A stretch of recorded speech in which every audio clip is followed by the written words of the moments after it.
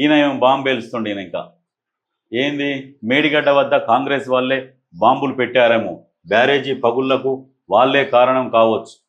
ఇంత తొండోడు అంటే మరి ఇన్ని రోజులు ఈ పలుకులు ఎక్కడ పోయినాయి? ఈ పలుకులు ఎక్కడ పోయినాయి ఇన్ని రోజులు? అప్పుడు అధికారంలో ఉన్నది ఎవరు? వీళ్ళే కదా. మరి విచారణ జరిపించవచ్చు కదా, కేంద్రం కూడా విచారణ జరిపిస్తుంది కదా. ఎవరు దొంగ ఎవరు లంగ అనేది వాళ్ళు పట్టుకుంటారు కదా. లాస్ట్కి ఏం చెప్పారు? కమిషను లోపాలు ఉన్నాయి, దాంట్లో బొగ్గు నిక్షేపాలు ఉన్నాయని తేల్చిరు. కింద బొగ్గు నిక్షేపాల వల్ల కుంగింది అని చెప్పిరు. చెప్పినాక ఈయన చూడు మేడిగడ్డ వద్ద కాంగ్రెస్ వాళ్ళు బాంబులు పెట్టారేమాట. బాంబులు ఎవరు పెడతారు? ఏడికెళ్ళి పెడతారు? మరి మీరేం చేస్తారు వాళ్ళు బాంబులు పెడితే? మరి ఎన్ని సిగ్గులేని ఆరోపణలు చేస్తాడంటే ఇష్టం వచ్చినట్టు ప్రతిదీ బురద చల్లాలి. ఇక ఇట్లా చల్లుకుంటా పోతేనే కాంగ్రెస్ పార్టీకి ఇంకా గ్రాఫ్ పెరుగుతూ ఉన్నది కేటీఆర్ వల్ల. కమిషన్ల కోసం కాళేశ్వరాన్ని కూల్చాలన్నదే రేవంత్ రెడ్డి ఎజెండా. ఇక ఆయన పోయి కూలుస్తాడు. ఇవన్నీ ఉత్త మాటలు, టైంపాస్ కోసమే కేసీఆర్ హరీష్కు నోటీసులు. 1,35,000 కోట్ల ప్రాజెక్టుకు నోటీసులు ఇస్తే టైంపాస్ కోసం నోటీసులట.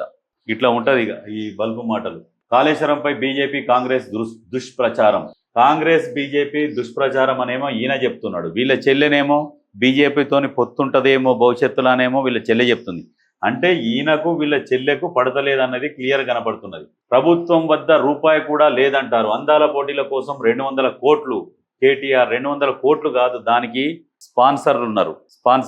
ప్రభుత్వం నుంచి మా అంటే ఒక 5-10 కోట్లు ఖర్చు అయినాయేమో. దానివల్ల మన తెలంగాణలో ఉన్న ఇప్పుడు కొన్ని గుళ్ళు కావచ్చు, చారిత్రాత్మక కట్టడాలు కావచ్చు, ప్రపంచానికి వీళ్ళందరూ చూపిస్తారు.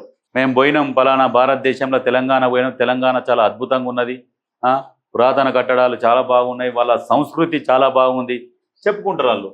ఇప్పుడేం చేద్దాం? కేసీఆర్తో మరోసారి హరీష్ రావు భేటీ. కాళేశ్వరం కమిషన్ నోటీసులపై సమాలోచన. ఇప్పుడు ఏం చేద్దాము? మీరు సొక్కం శుద్ధపూసలైతే మీరు జరిగినట్టు అక్కడ పోయి చెప్తారు. ఏం చేద్దాము అంటే ఎంత జరిగింది వాళ్ళు A to Z విచారణ జరిపారు.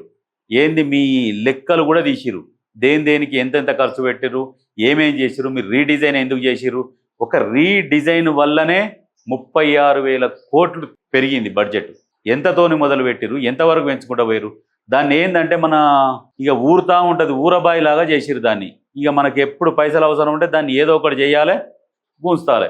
పైసలు అవసరం అంటే మీకు అవసరం అంటే యువతలోని కంటే 150 రూపాయలు అవసరం ఉంటుంది. కానీ మీకు అవసరాలు ఎట్లా అంటే 100 కోట్లు 1000 కోట్లు వెయ్యాలి, సెట్ చేయాలి, విదేశాలకు తరలించాలి. అవన్నీ బయటకు వస్తాయి. ఫామ్ హౌస్లో 3 గంటల పాటు సమావేశం జరిపిండ్రు.